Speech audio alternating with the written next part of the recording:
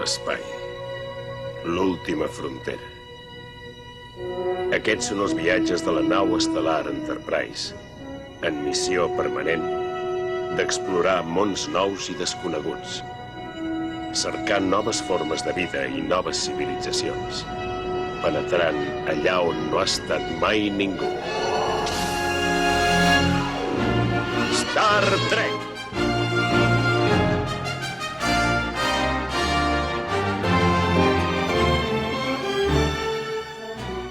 Imagineu per un moment que esteu al gener de l'any 1990. El mur de Berlín fa 2 mesos que va caure, s'està a punt d'obrir el primer McDonald's a l'antiga Unió Soviètica i fa poc que va començar una sèrie de televisió que avui encara dura, parlem del Simpson. I s'estrena, a més, un episodi més de Star Trek La Nova Generació. Els trekkies que en aquell moment van posar a la tele per veure els anuncis, tot esperant que comencés, van veure com el seu episodi de la setmana, perquè en aquella època anava tot així, l'episodi de la setmana, començava amb un Enterprise topant-se amb una anomalia a l'espai, una altra nau que en sortia, fins aquí res estrany, i de cop es trobava amb 2 Enterprise, una realitat alternativa i el retorn de Tasha Yar, que havia mort tràgicament al final de la primera temporada. Podeu imaginar que els trekkies d'aquella època van flipar. Com a mínim al principi, però segurament al final també. Avui recuperem, aquí a Star Trek en català, un format dels inicis del podcast per parlar d'aquest episodi. Un episodi que tothom hauria de veure en un moment o altre. I ho farem amb la Vinyet, la nostra trekkie de pedra picada de capçalera. I és que hi ha episodis que són bons, n'hi ha que són memorables. I n'hi ha que redefineixen una sèrie. I Yesterday's Enterprise, o l'Enterprise del passat, com es va traduir aquí a Catalunya, és un d'aquests episodis. Arrenquem els motors del podcast a Star Trek en català.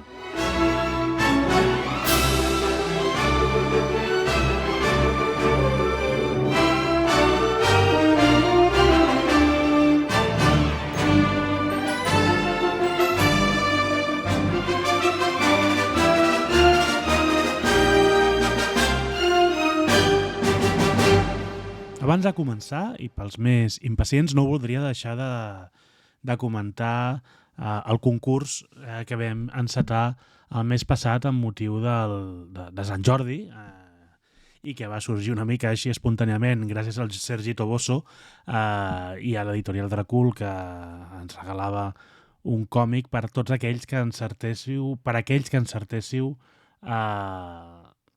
quants còmics s'havien publicat a Espanya de Star Trek des que es van començar a publicar inicialment.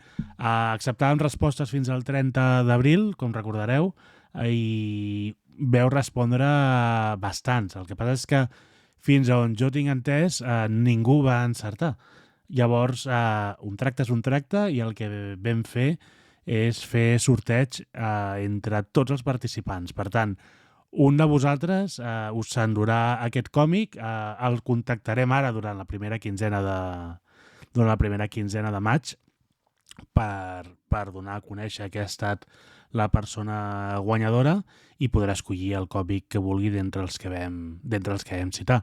Si ja el teniu, la idea era que poguéssiu escollir-ne un altre de l'editorial Dracul sempre que hi hagués disponibilitat. En qualsevol cas, un agraïment immens a tots aquells que hi veu participar i que veu jugar-hi.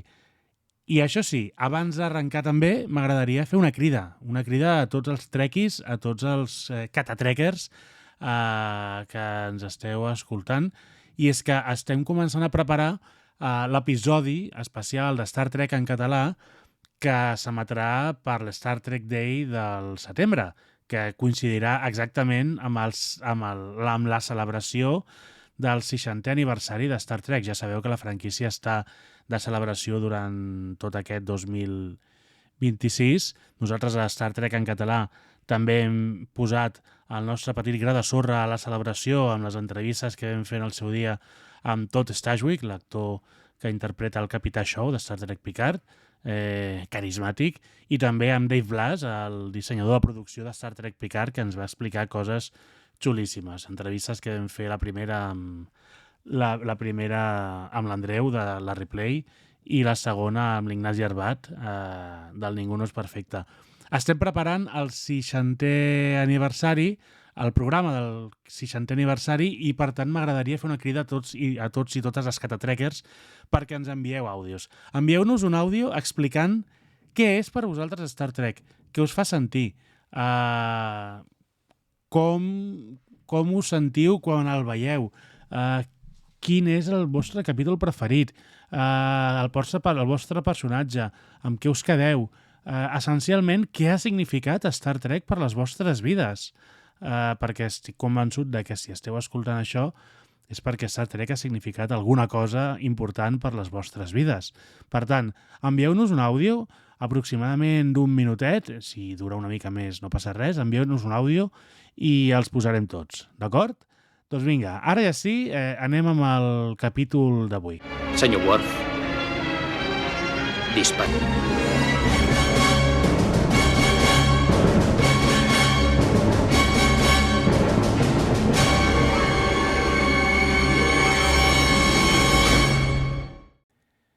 I com us deia, arrenquem amb un format que no és nou, és un format que fèiem sobretot als inicis del podcast explicant pel·lis, sèries, capítols de Star Trek, intentant recuperar aquells capítols més mítics, aquelles pel·lícules més pròpies de Star Trek que expliquen el que és l'essència de Star Trek.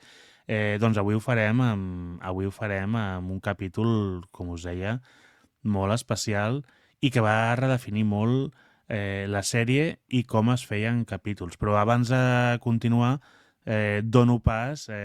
presento a la Vinyet, que ja és copresentadora, essencialment, del podcast Star Trek en català. Vinyet, què tal, com estàs? Hola, Marc. Doncs molt bé i molt contenta d'estar aquí a Star Trek en català i amb tu novament, i més amb un capítol com aquest que és increïblement meravellós. Efectivament. Bé, ens estem barallant amb el Jordi per veure qui dels dos et roba més temps, a l'espera de que... Sempre t'ho diré i sempre t'ho vaig dient, a l'espera de que tu et llencis a la piscina de l'esfera podcastil i amb el teu propi replay, mai se sap, no? Vam quedar, no? L'últim capítol vam quedar que estaves a punt de plantejar-te un Vinyet replay, no? Bueno. De moment prenguem-nos un rectagino i a veure què passa. Això. Segur que hi ha cafè en aquella nebulosa. I tant. Efectivament. Escolta'm, un capítol Yesterday's Enterprise, jo ho explicava així, un capítol que redefineix la sèrie. Tu creus que és així o no?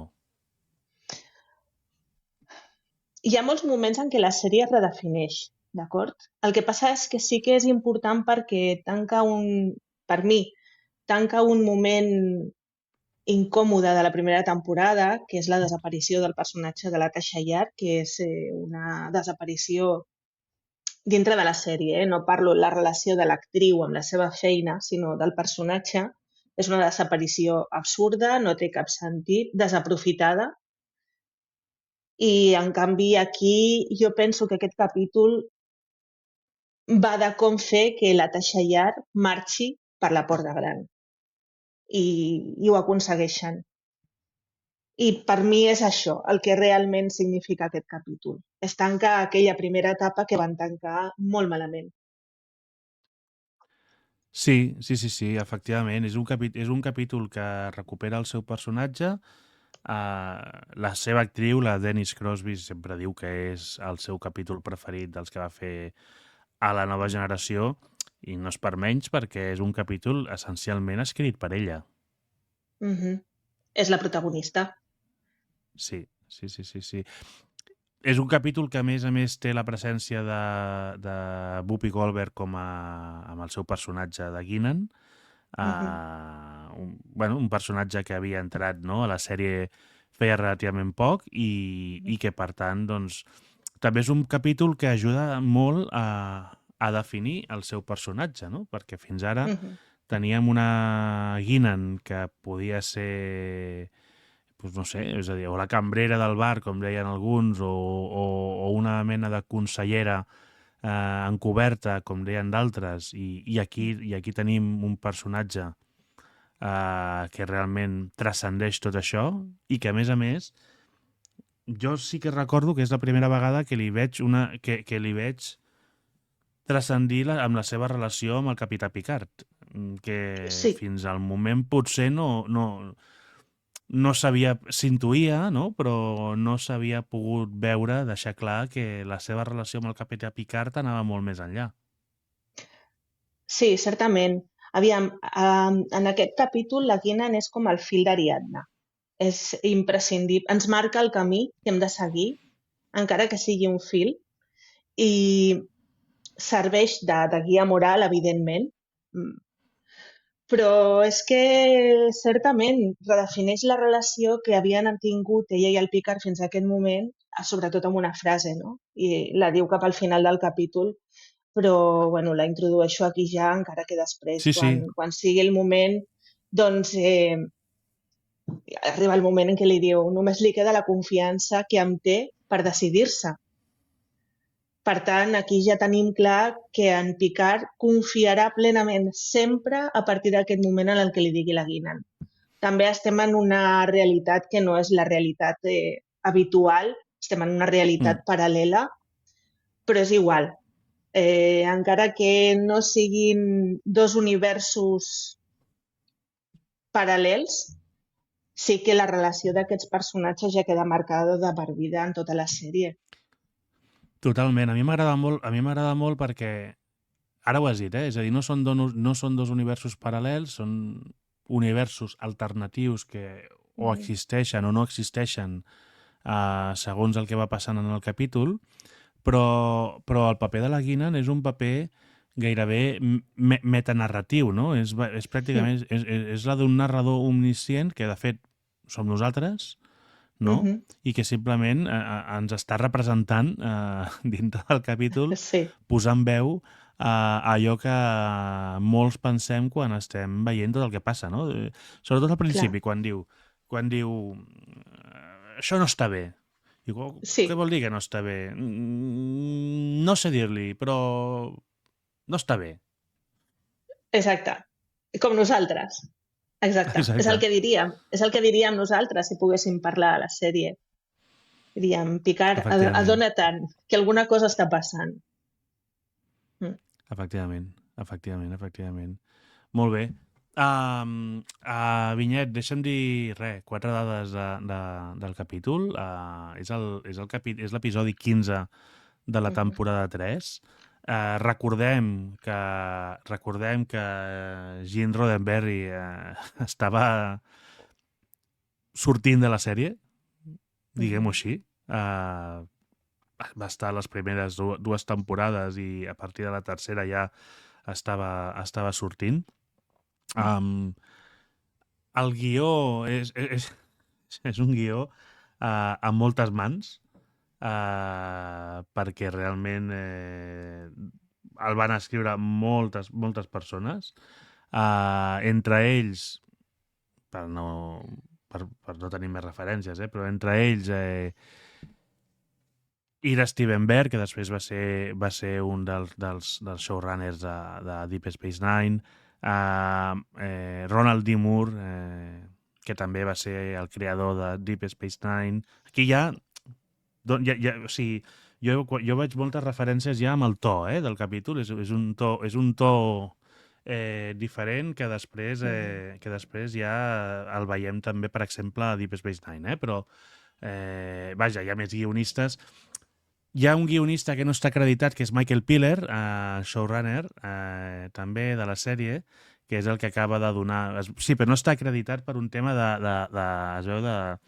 de marrons que tenen amb el sindicat de guionistes i coses d'aquestes. És a dir, que va ser el que va acabar de donar els últims retocs al guió. Però vaja, és que És un guió a 4 o 5 mans que acaba passant per tothom, però que acaba sent bastant rodó, la veritat, no? Sí, jo he llegit que el van fer bastant ràpid, que potser per això va caldre la intervenció de tantes mans, potser, no? Però, i que, bueno, pel que he llegit... Tampoc no he llegit moltes coses per entendre el capítol, ¿vale? Però sí que, bueno, una mica, doncs, això, els guionistes, i sí, tens raó, l'Aire Stevenberg després imprimeix el seu caràcter tan particular a DS9 i aquí tenim fins i tot algunes referències a l'inici del capítol, ja ho comentarem, però sí que és cert que sembla ser que quan van acabar de fer el capítol no estaven satisfets amb la història que havien escrit. No acabaven de veure-ho clar, val? Però clar, després ho mires i dius, si és que la història de la música, la història de la literatura, hi ha grandíssimes obres que s'han escrit en un moment d'inspiració i pràcticament no ha donat temps ni de revisar-les. Per tant, ostres, no passa res. Ja està bé així. Efectivament, i bé que està, perquè realment acaben parint un capitulàs. Un capitulàs. David Carson, el director, que també pel que tu dius, com que havien tingut tan poc temps per preparar-lo, també es va implicar des del principi també en la part creativa del capítol. 7 dies van tenir també per rodar-lo, imagina't, És a dir, ja veus. Imagina't. Amb efectes especials... Tot, efectivament, sí. I a més és un capítol que van haver va ser complicat, fer-ho en 7 dies, entre altres coses, perquè hi ha per aquí escrit, perquè van haver de refer moltes coses, des d'escenografia fins a tipus d'angles, fins a fotografia de la càmera. David Carson li dona un to molt més fosc al capítol, amb una il·luminació molt més militar, diguem-ho així, no? Refant també decorats, pràcticament tot el pont de l'Enterprise el refant, pràcticament. Que sí que és una de les primeres coses visuals que sobten.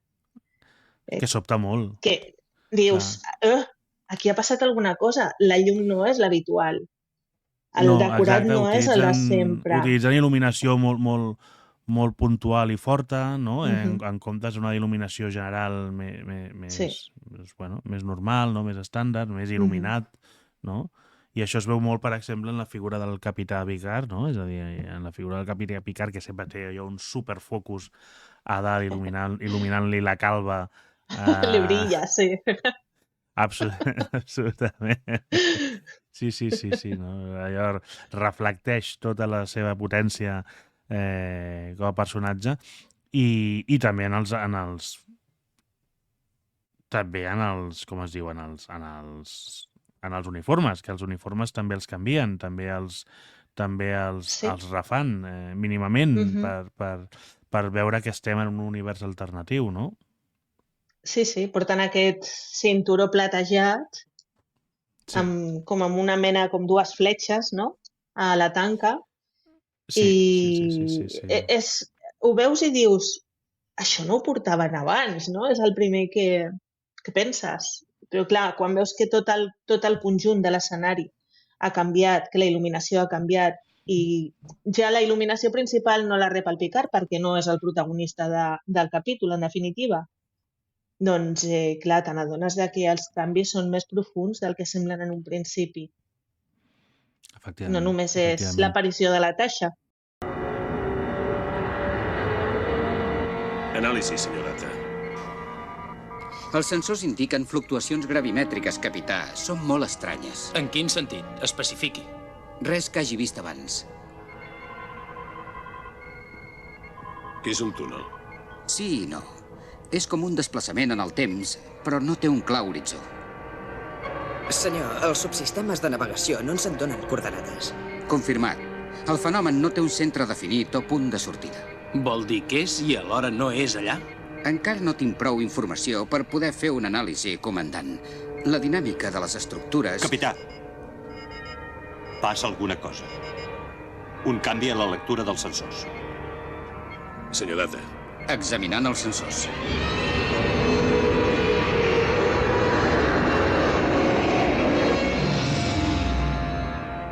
tinent, què indiquen els seus sensors? És una nau enemiga? Hi ha massa interferències, capità. Escoltin això.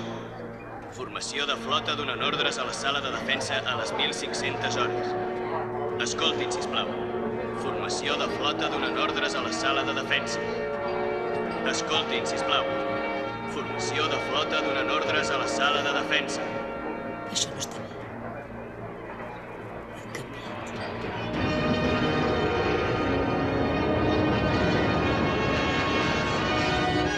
Està desapareixent, capità. Una nau estel·lar federal. Accés al registre... Han tingut un viatge difícil. NCC U7 o U C USS Enterprise.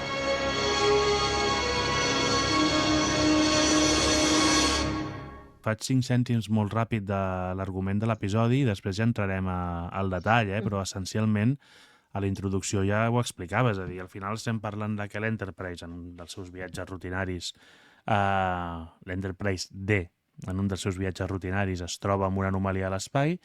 Aquesta sembla ser una anomalia, no? una mena d'anomalia espai-temps, d'aquestes que tothom sap què és, però ningú sap què explicar, no? I no? Tots sabem el que és una anomalia espai-temps, no? Però ningú sabria ben bé com... Val, perfecte. No, és que clar... I d'aquesta anomalia, de cop i volta, surt una nau que resulta ser l'Enterprise C, una nau que havia desaparegut 20 anys enrere, 22 de fet, però 20 anys enrere, no?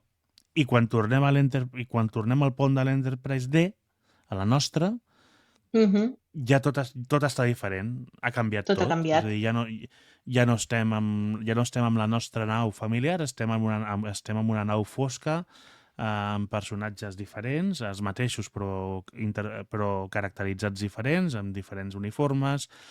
Ens trobem a la Tasha Yar allà a la seva posició tàctica i evidentment no està en Worf. En Worf apareix al principi, ara ho explicarem, però ja no hi és en Worf, per motius evidents. I ens trobem també amb la Guinan, que la Guinan és la que denota que alguna cosa ha canviat, però no sap ben bé el què, no? I es troben amb l'Enterprise C. No? I llavors el capítol explica una mica això, és a dir, què fa allà l'Enterprise C, com hi ha arribat, per quin motiu i què han de fer o no per tornar a la normalitat que tots coneixem, no? Ens trobem en un univers en guerra, on la Federació està en guerra amb els Klingon des de fa precisament, sorpresa, 20 anys. Hi haurà alguna coincidència entre els fets? No, segur que no, aquestes coses mai...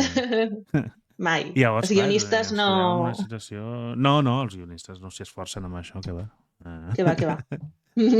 Però, bueno, a mi em va sorprendre al principi, la veritat és que a mi em va sobtar perquè realment l'Enterprise C és una nau que no havia sortit fins ara, és la primera vegada que surt l'Enterprise C, havia sortit l'Enterprise A, havia sortit l'Enterprise normal, no havia sortit en aquella època encara l'Enterprise B, no havia sortit l'Enterprise B, perquè l'Enterprise B no surt fins al cap d'uns anys quan roden Generations, però sí que havia sortit la nau, l'Excelsior, diguéssim, que al final l'Enterprise B, recordem, és de la classe Excelsior i per tant sí que havia sortit l'Excelsior. Per què ho dic això? Perquè el disseny que fan per l'Enterprise C, a veure si ho veus igual, és a dir, però el disseny que fan a l'Enterprise C és una mena de barreja, és com si haguessin agafat parts de totes les naus, antigues i noves, i haguessin muntat una nau intermitja, no? És a dir, tota la zona del plat és molt semblant a l'Enterprise D actual, els motors, tant els motors com els braços que agafen els motors de curvatura són molt semblants, semblen agafats de l'Excelsior, el cilindre que els enganxa sembla més aviat sortit de l'Enterprise A. És un matxembrat de naus. Sí, que ja és habitual també en aquests casos, però la meva sensació és aquesta. Bueno, mira, de fet, he estat buscant coses tan xorres com li havien dit al capítol en altres països. Al Brasil el van traduir com Elo Perdido, que vol dir la baula perduda. Clar, en l'evolució de les espècies hi ha canvis que fins que tu no trobes unes restes, tu no saps com s'ha arribat a produir el canvi entre una mostra que tinguis i una altra mostra posterior. I aquí, doncs, bueno, tenim una nau que és com una barreja de coses, no? I, bueno, ara que dius això, doncs li trobo tot el sentit en aquest capítol que li han posat aquest nom, no? En la baula perduda. Totalment. Que dius, bueno, per què li han posat? Doncs potser algú va pensar en això. Doncs sí, totalment. Però és que ara està just, he anat a buscar un fotograma del capítol i és que és literalment això, és a dir, és molt semblant, és a dir, una barreja de naus, però a mi m'agrada com queda, el resultat està molt ben, ben aconseguit. Clar, les has de poder diferenciar, però tampoc tant, perquè no deixa de ser una Enterprise. Llavors, clar, és com els uniformes. T'han de recordar alguna cosa, tot i tenir les seves diferències. Sí, efectivament. Sí, jo ara també estic buscant aquí algun fotograma per veure les dues. Ui, sí, però mira, no que va. Ara ho estava veient i vista de perfil, els motors s'assemblen molt als de l'Enterprise D, precisament. El cilindre, com deia, té la part del davant que s'assembla molt a la de l'Enterprise A, però la part del darrere ja té aquesta part com més achatadeta que s'assembla molt a la forma que tenia l'Excelsior, amb els braços també sortint igual en forma de L, no? Així com de forma molt més... No sé, a mi m'agrada, és un disseny que m'agrada, la veritat. Sí, en general les fan boniques. Sí, i s'identifica... Jo crec que està molt ben fet perquè és fàcil identificar que és una nau més antiga que l'Enterprise D, però que alhora és un Enterprise. És a dir que, ostres, bé. Exacte. Exacte. Molt bé. Sí, és com aquelles escenes de batalla de DS9 que hi ha un munt de naus de la Federació i comences a mirar i dius, mira, una Enterprise, una altra Enterprise, una altra Enterprise. I dius, no són l'Enterprise. S'assemblen, però clar, no són. No han fet un copiar i enganxar de tot. Què va? No, en aquest cas s'ho han currat. En aquest cas s'ho han currat. Està molt bé. Ens marca aquesta diferència. Està bé. Sí, això està bé perquè realment es veu més treballada. Vull dir que no és... Home, molt bé. Escolta, res, només acabar de comentar una mica de la part més de tècnica que dèiem, simplement comentar que tot el que dèiem que havien hagut de rodar ràpid era, entre altres coses, perquè tenien problemes d'agenda, perquè havien d'encaixar agendes de Whoopi Goldberg i de Denise Crosby, a part dels altres personatges que ja estaven una mica a les ordres de qui fos, no? Vull dir, per quan toqués, com no pot ser d'una altra manera, no? Però vaja, que van tenir problemes d'agenda, evidentment, per fer-les coincidir, i aquest va ser un dels detonants del poc temps que van tenir per rodar. Ja hem parlat de la part més d'il·luminació, estil visual, etc. Dir que el director comentava això, el director David Carson, que havia utilitzat plans més tancats per donar aquest to més militar. Si te n'adones, ja no existeix el diari de bitàcora, existeix el diari militar. El diari militar és una de les diferències que he apuntat. Aquesta, clar, quan diu diari militar, i dius... Oh? Clar, per exemple, una de les coses que primer diuen no es presenten com una nau de la Federació, es presenten com nau federal. Nau federal. I dius, jo què sé, en el doblatge se li ha anat. Però clar, quan diu diari militar, dius, vale, no. Sí. És nau federal, no de la federació, perquè estem en un altre context i no és un diari del capità, no és diari de bord, sinó que és el diari militar.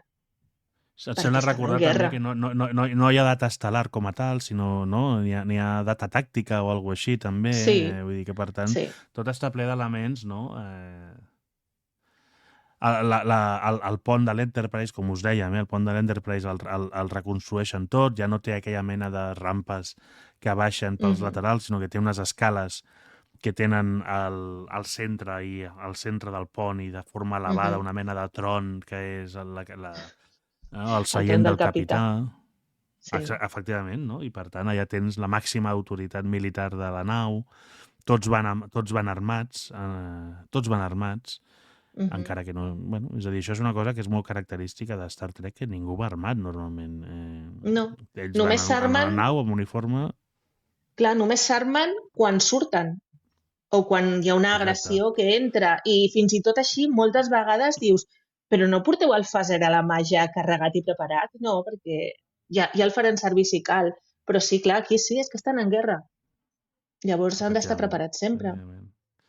És molt angoixant. Tot aquest tancar el plànol, la foscor, aquesta il·luminació com diferent, però alhora, no sé, tinc la impressió que és com més, no brillant, és com quan fa sol o fa ressol. El sol és còmode i el ressol ni amb ulleres de sol és còmode. I és una mica aquesta sensació d'incomoditat visual.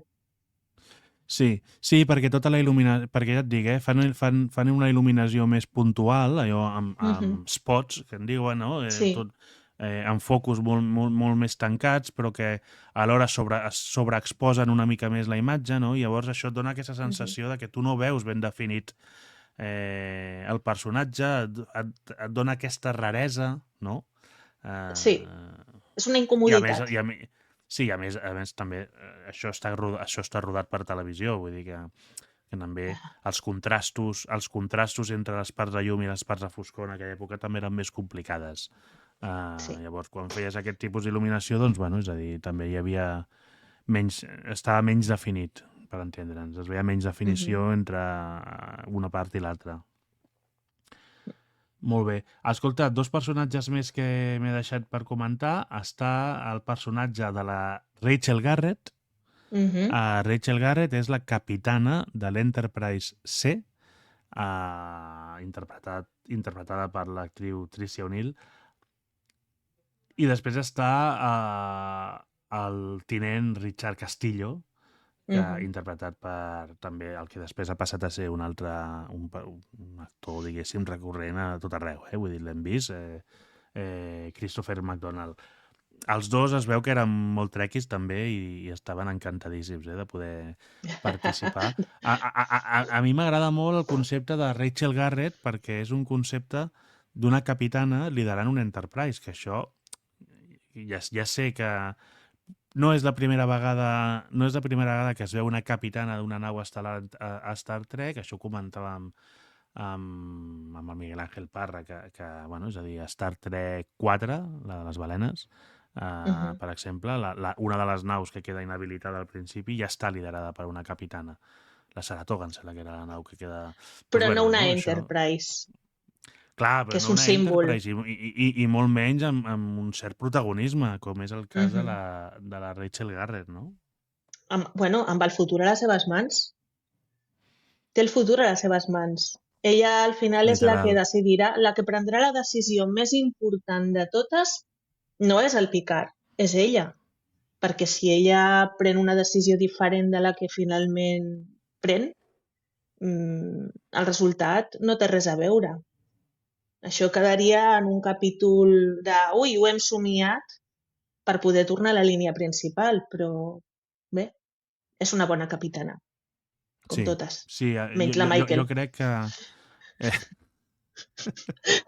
No he pogut estar-me'n. No he pogut estar-me'n. La Michael tampoc ho fa tan malament, home. La Michael... Bé, és igual.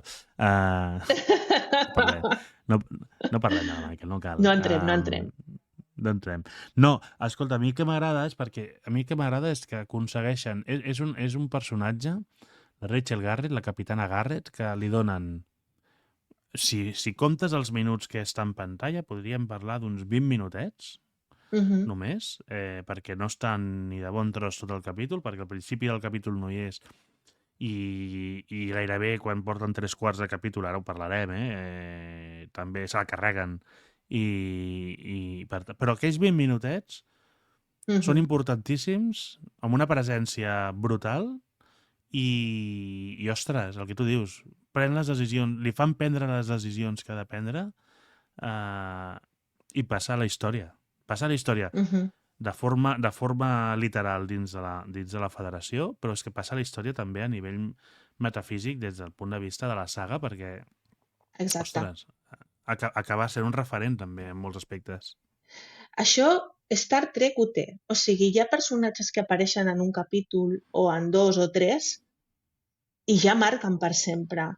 Ens en recordem, o sigui, perquè estan ben construïts, perquè fan coses importants, no són converses d'ascensor banals i ostres, queden ja per sempre i estan dintre dels personatges que pràcticament qualsevol trequi li dius el nom i se'n recorda. Doctor Salar, vagi a la sala d'urgències. Doctor Salar, vagi a la sala d'urgències. Sóc el capità Jean-Luc Picard. Raquel Garrett, com està la meva nau? Hem restablert les condicions ambientals. Continuem reparant-la. D'on han sortit? No teníem indicis que hi hagués cap nau federal allà. És l'última cosa que recorda? Contestava amb el senyal de socors. Senyal de socors? L'han d'haver sentit. De la base Klingon, Narendra 3. No la van sentir. Oi que no? Aquesta infermeria no n'havia vist mai una així, ni en una base. I els uniformes. Quina nau és, capità? Sisplau, no es mogui. Insisteixo. Quina nau? És a bord de l'Enterprise, capità. U70D. Han arribat a 22 anys en el futur. 22 anys. Ho sap la tripulació? No. Doncs els ho haig de dir, els ho dec jo. Si ho desitja, m'encarregaré d'informar-los. Que potser no ho haurien de saber. Em sembla que si tornen al seu temps sabent el futur... Tornar a la batalla. Però si ens vam salvar pels pèls. Si tornem, ens mataran a tots. Té alguna idea de com va passar?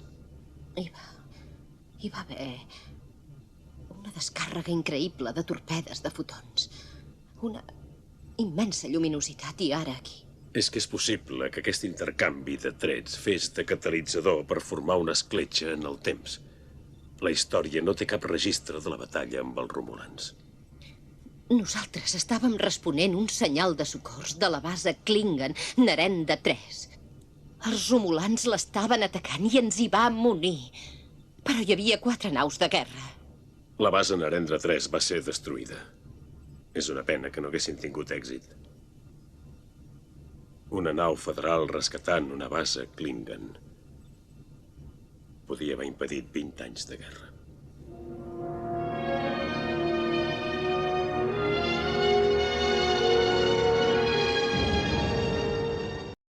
És molt maco, aquest personatge. Simplement comentar, ells van amb uniformes antics a la federació, però clar, tampoc poden anar amb uniformes molt antics. Llavors, què han fet els productors en aquest cas per... Això és una trampeta que fan, però bueno, està bé també. Què fan els productors? Pues agafen els uniformes aquells vermells tan xulos del Kirk de les pel·lícules, els Monster Maroon, que en deien, eliminen els cinturons per fer-los una mica més lleugers i més gràcils, diguem-ne. Li treuen també aquella mena de samarreta, pullover, jersei que tenen blanc a sota de la casaca vermella. Per tant, ja no tenen el coll enganxat, ja no tenen res enganxat al coll i també van com més àgils, com més frescos. I ja està. I aquí s'ha acabat. Sí. I aquí tenim l'evolució dels uniformes entre uns i d'altres.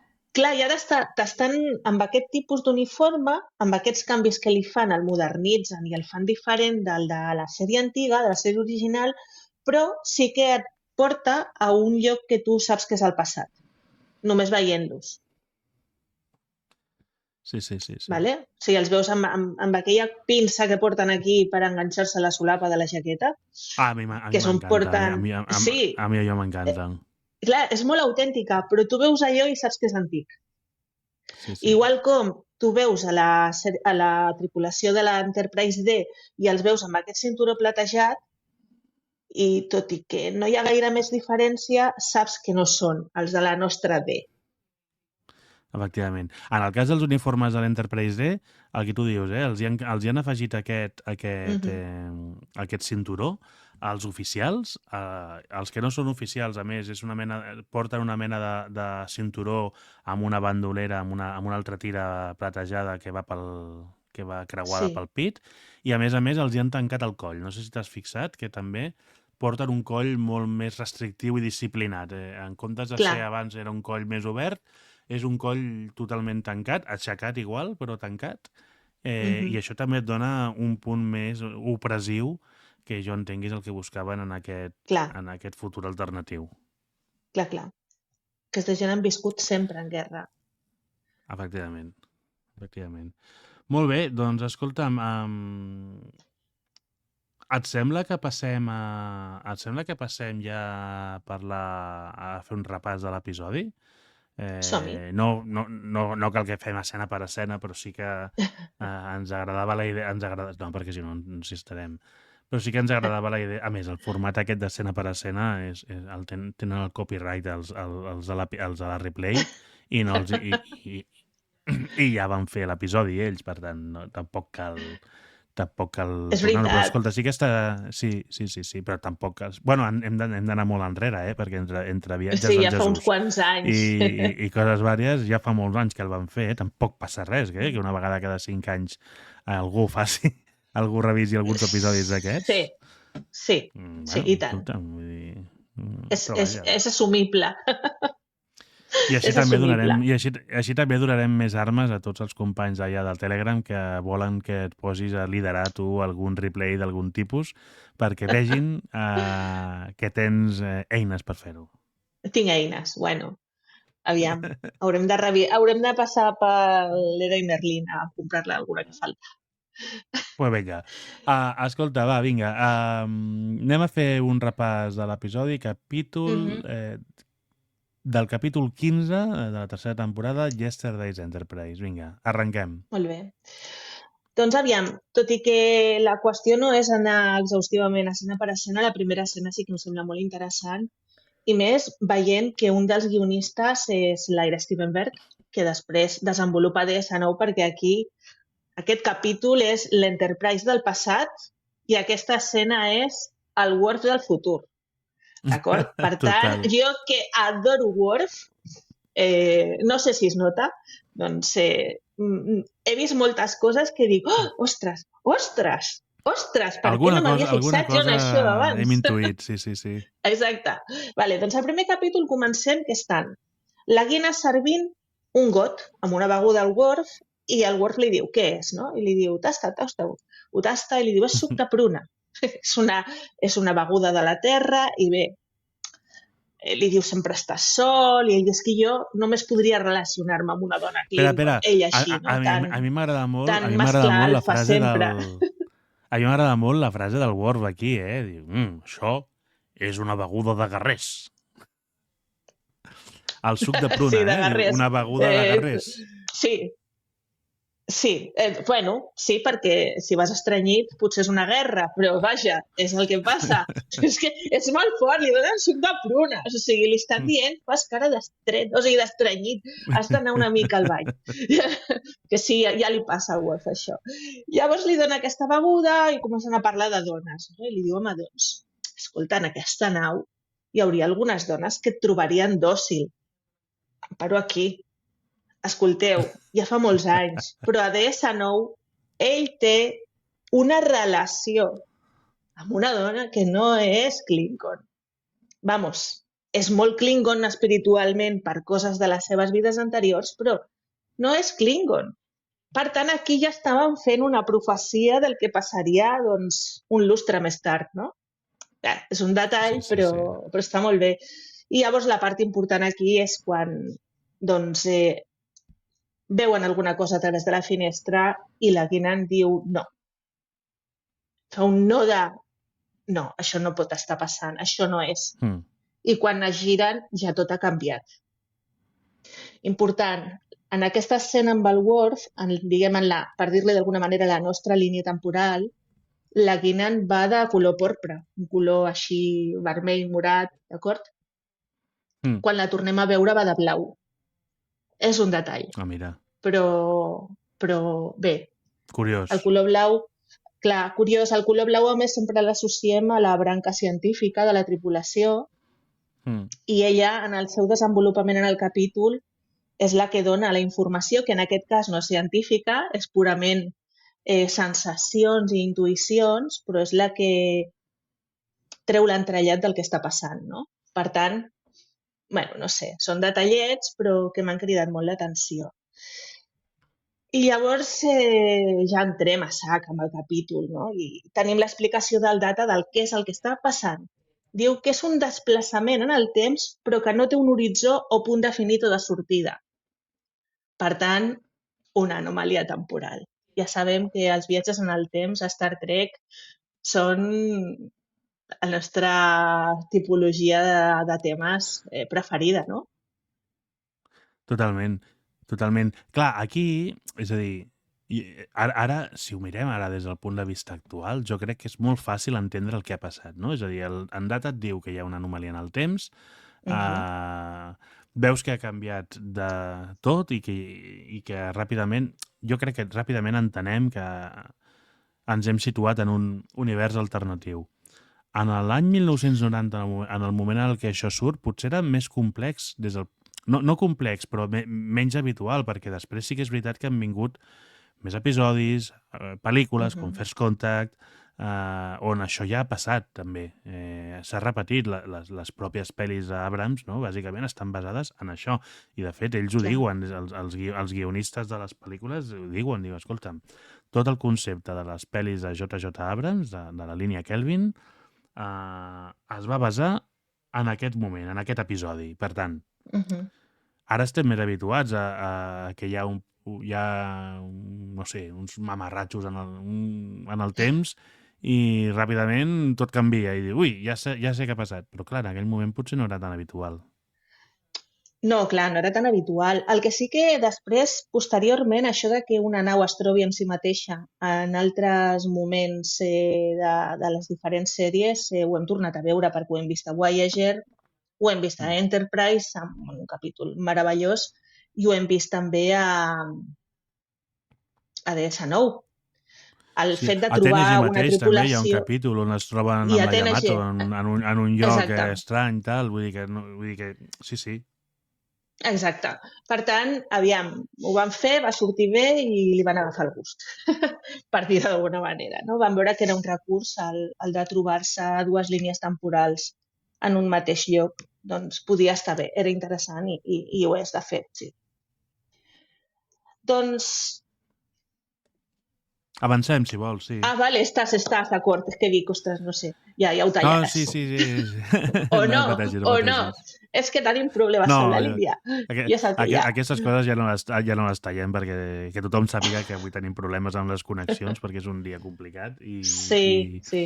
Però vaja, que no, endavant, tira. Vale. Doncs això, veiem com veuen aparèixer la nova nau, aquesta nau, i la identifiquen i llavors, clar, les coses ja han canviat, d'acord? Quan ja gira i veiem la tripulació, veiem el Picard, veiem qui hi ha al darrere, el primer que ens canta és que veiem a la Tasha Yar. Una Tasha Yar molt engominada, tothom amb un rictum molt seriós, allà no hi ha el Worf, per exemple, que... Una Tasha Yar molt soviètica. Sí, molt soviètica, exacte. I ja no tenim el Worf, que fa un moment doncs, parlava de dones, no?, amb la Guinan. Per tant, aquí ja veiem aquests canvis. Llavors s'estableix el primer moment de debat entre el Picard i el Riker. El Riker diu, està donant l'ordre de que es preparin els transportadors per evacuar, perquè veuen que aquesta nau està malmesa, que ha patit danys en una batalla. I el Picard li diu, espera, no, perquè no sabem què podem canviar. Se n'adonen que una anomalia temporal apareix una altra Enterprise, que és la C, que és una Enterprise anterior. Si ajudem aquella gent, no sabem quina podem estar liant en el nostre present. Per tant, no. Però, clar, se sent una veu identificant-se com la capitana Rachel Garrett de l'Enterprise demanant ajuda. Per tant, aquí ja no hi ha debat possible, l'han d'ajudar. I a partir d'aquí, doncs, ja tenim la història muntada i ja tenim doncs, el rescat d'aquesta tripulació, d'aquesta capitana sobretot, que ha patit lesions i va a infermeria. I clar, li expliquen qui són. I ella diu, bueno, doncs ho hauré d'explicar a la meva tripulació. No puc amagar aquesta veritat. Tenen dret a saber on som, no? Per tant, ostres, hem passat de tenir un dilema a que tot es precipiti. S'escapa de les mans. La sensació és que se li escapa tot de les mans en tot moment. Sí, aquí m'agrada perquè ja et presenten molt ràpidament el dilema que en dius. És a dir, no? És a dir, jo crec que en aquesta conversa que ja tenen a infermeria i tot aquest moment, no? Inicial, ja t'expliquen que, ostres, l'Enterprise D havia desaparegut fa 20 anys, 22 anys. Sí. Que s'havia donat per perduda, per destruïda. La capitana Garrett t'explica que estaven just enmig d'una batalla contra romulians perquè havien anat a... No? Em sembla que és aquí ja que t'ho explica, ella, que diu que havien anat a respondre... Exacte, havien anat a respondre responent a una senyal d'auxili d'una base Klingon, de Narenda, no? Narenda 3, Klingon, imagina't.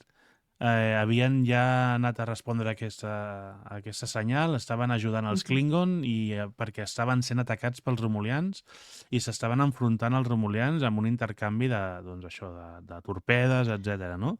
I que segurament aquest intercanvi de foc és el que havia obert aquesta mena d'anomalia a l'espai-temps que els fa venir cap al futur, no? I m'agrada molt la frase de Picard aquí que li diu a la capitana, diu, ostres, és que si això fos veritat i una nau de la Federació hagués estat destruïda, no?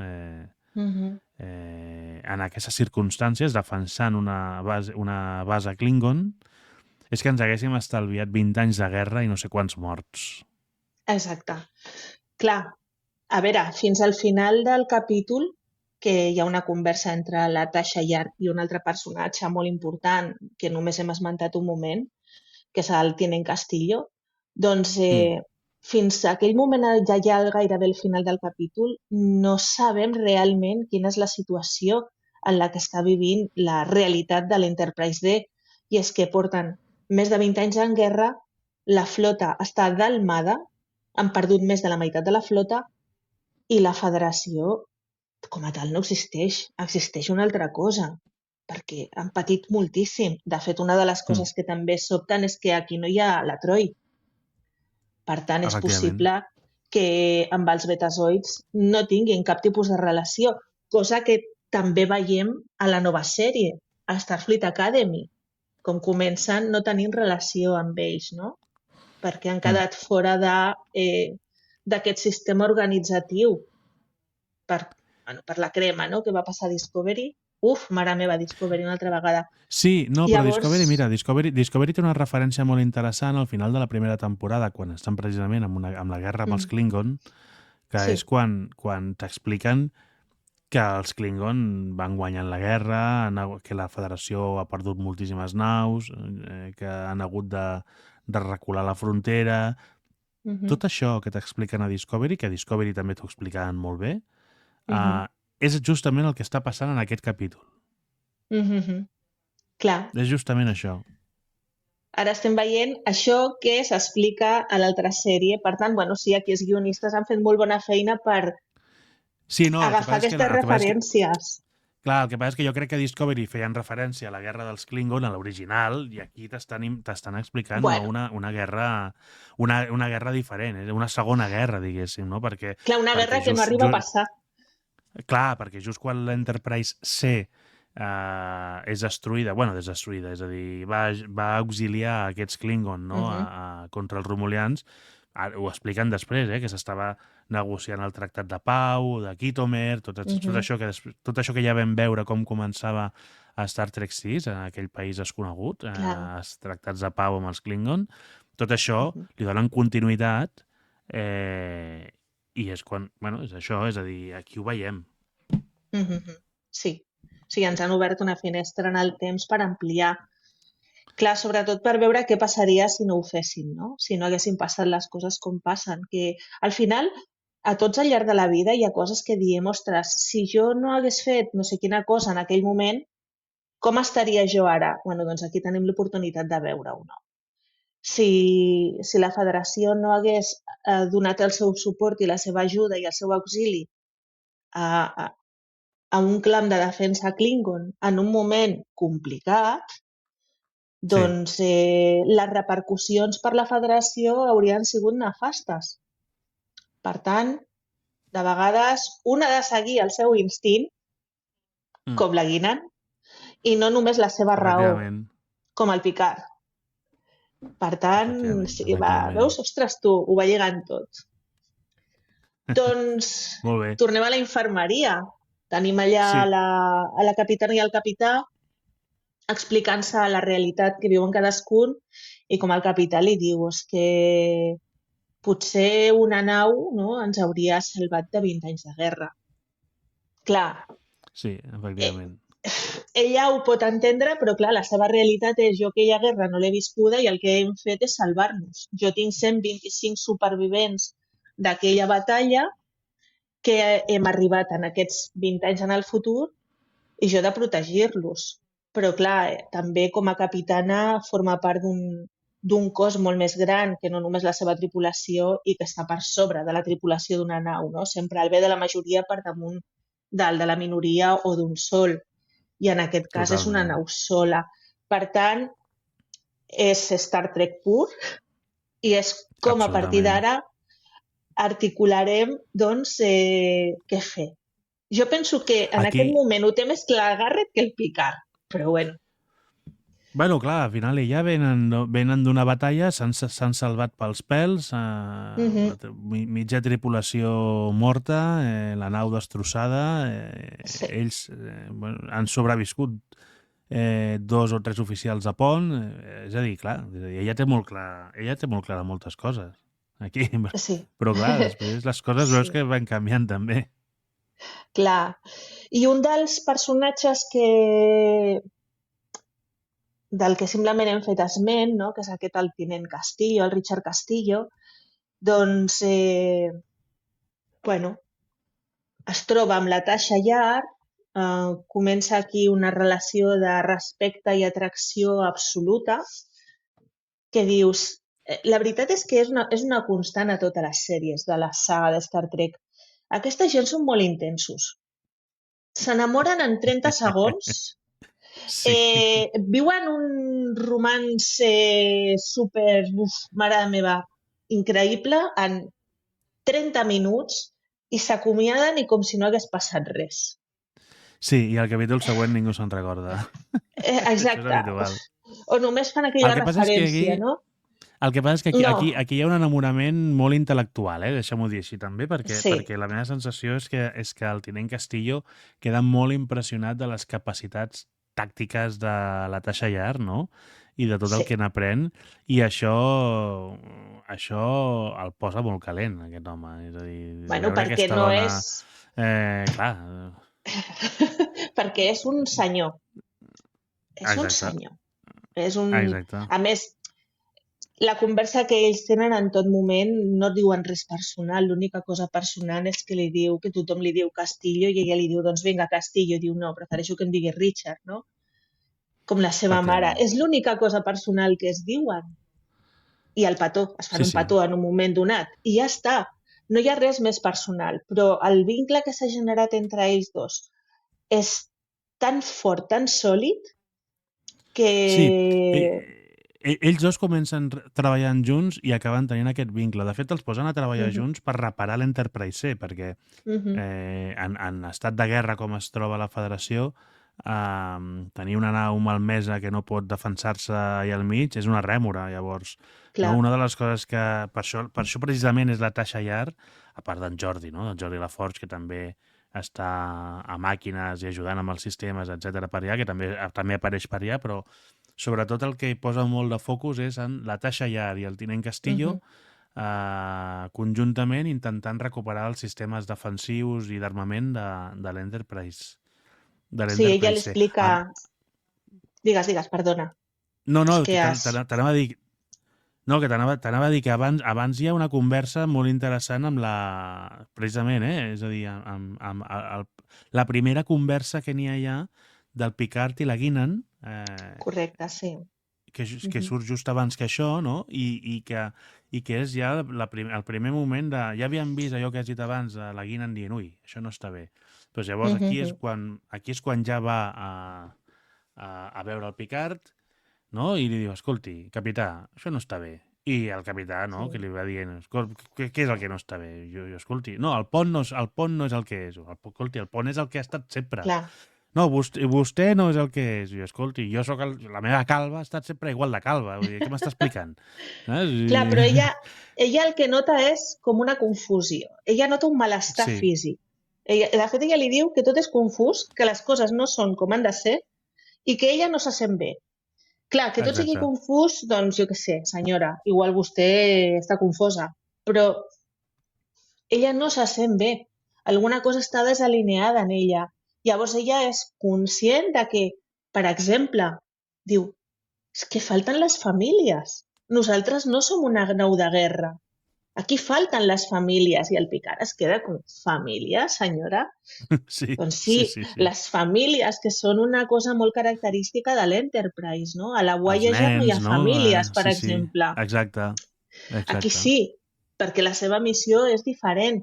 Però clar, igual que desapareix en Worf, perquè els Klingons i els humans, diguem que en aquests moments no tenen bon rotllo, igual que no tenim la Troi, doncs tampoc tenim famílies amb nens, perquè és un ambient hostil. Han d'estar en planetes segurs, òbviament. Llavors, clar, és com que passen aquestes dues coses alhora, no? La Guinan notant coses rares i els altres fent el que han de fer. Reparar la nau, posar-se d'acord les tripulacions, els capitans parlar, i allà la Guinan com dient que tinc una pedra a la sabata, no puc. És molt incòmode, això, em fa sentir malament. La Guinan, pels que no la coneixen, crec que no ho hem dit perquè tu i jo ja sabem qui és, però pels que no la coneixen és interpretat per Whoopi Goldberg, que ho hem dit al principi. És un personatge d'una espècie que són els Alaurians, que és una espècie que viu molts i molts i molts i molts i molts anys, moltíssims. De fet, a la mateixa sèrie TNG es veu que la Guinan ja era viva, no sé si 200 o 300 anys abans. Al segle XIX. Exacte, al segle XIX. Això surt al capítol La fletxa del temps, però després també veiem a la sèrie Picard com també en el segle XX té per allà el seu bar, és a dir, una espècie també que viu molts anys i que a més té una percepció molt estranya, no molt estranya, una percepció diferent de la realitat i de l'espai-temps, que nosaltres som incapaços de comprendre. Els guionistes com a tal no ho expliquen mai, vull dir, és a dir, jo entenc que ho apunten i això és un deus ex màquina que ho donen per fet i tu creus i ja està, perquè tema, o sigui... Bueno, sí.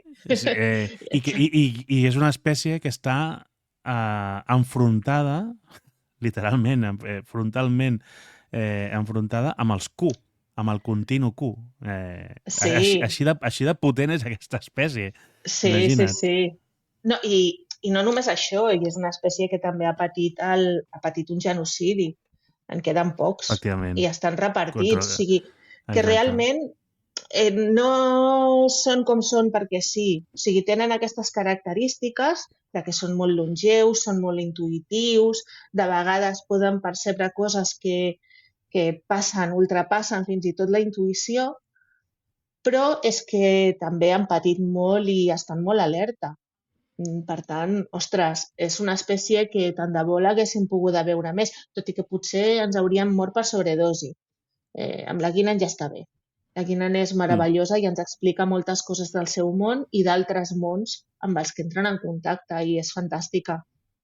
De fet, la Guinan, fixa't que quan ho estava veient, estava pensant que a Voyager hauríem pogut fer una cosa similar amb la Kes. I no ho van saber fer. És veritat. No ho van saber fer. La Kes estava molt present, sobretot al principi, i era com, clar, no pot ser sempre el deus ex màquina del capítol perquè llavors ens hauríem avorrit ràpid, no? I la Guinan, en canvi, li saben donar aquests punts, posar-los en valor d'una forma més dosificada. Tant de bo haguessin sabut fer amb la Kes. Però bé, va com va. Com dèiem, al final la Guinan és el personatge central aquí des del punt de vista de que és el que realment fa moure l'acció i fa que el guió avanci, no? I que els personatges prenguin les decisions que han de prendre. Aquí dèiem que tenia aquesta primera conversa amb el Picard, però després segueix, és a dir, al final... No? I no només amb el Picard, perquè també té converses amb altres personatges. Clar, és així, no? Al final, el que vull dir és que ella és la que al final agafa i diu, escolta, mira, és a dir, aquí tens dues decisions a prendre. O la nau es queda aquí, o l'Enterprise C es queda aquí, o l'Enterprise C torna al seu temps. Enviar-los al seu temps és enviar-los a morir. Però és que és on han d'estar. Clar, tu des d'un univers alternatiu no tens per què saber-ho, que és on han d'estar. No? Però ella t'ho està dient. Sí. No, és que és com ha de ser. Ella sap que aquí no han d'estar. I això és el que d'alguna manera és el que acaba convencent el Picard, no? És a dir, aquella frase que deies tu al principi de, escolta'm, tu confies en mi? Però si confies en mi, confia-hi. Sí, i tant. No, i a més una altra cosa, clar, quan el Picard li diu això, jo entenc que el Picard se n'adona de que, bé, i si es queden, què guanyem? Perquè estem tan malament, no?, que en un moment concret, ja tirant cap al final, li diu a la capitana Garrett, si ens quedem serem una nau més, i diu, si us quedeu, és que això dura 6 mesos, no aguantarem més de 6 mesos. Estem fatal, perdrem. Exacte, han mort milions de persones, etcètera. És a dir, si us quedeu no canviarà gran cosa, però si torneu i realment passa el que diu, que és aquell moment en el que la Garrett li pregunta al Picard, li diu, escolta'm, però tu confies en aquesta Guinan? No? I el Picard li diu, escolta'm, no confio en ningú més que en ella. No en tinc prou. No hi ha res més. Què més voldria? M'agradaria provar-li, però no puc. Així no els puc demanar que tornin. Ho ha de fer. Guinan moriran tots poc després que tornin.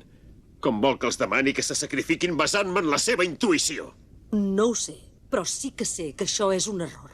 Cada fibra del meu cos em diu que això és un error, capità.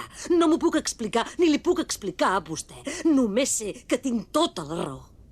Qui hi ha que pugui dir que aquesta història no és més correcta que qualsevol altra? Suposo que sóc jo. No n'hi ha prou, diantre, no n'hi ha prou! No els penso demanar que morin. Però hi han mort 40 bilions. Aquesta guerra no hauria d'existir. Els ha d'enviar al seu lloc per corregir-ho. Quina garantia hi ha que si tornen reixiran? El meu instint em diu que això no és correcte. És perillós i és inútil. Ens coneixem des de fa molt de temps. I vostè encara no ha vist mai que m'hagi imposat a ningú. O que hagi pres cap determinació basada en trivialitats o fantasies. No hem de permetre que aquesta línia de temps continuï. Ara ja li he dit el que ha de fer. I només li queda la confiança que em té per decidir-se. I després aquí, fixa't que aquest plantejament de si ens quedem, acabarem morint perquè això se'n va a campistraus i si marxem també morirem, que la nostra mort sigui útil. I al final no deixa de ser el missatge que ens està donant el capítol. I és que, aviam, entenc que un cop la gent ha arribat aquí a la temporada 3 és que ha vist la temporada 1 i tothom ha vist com la Teixeira moria en un capítol, perdó, de merda. Absolutament. Assassinada per un vassal. Ple d'odi. Sí.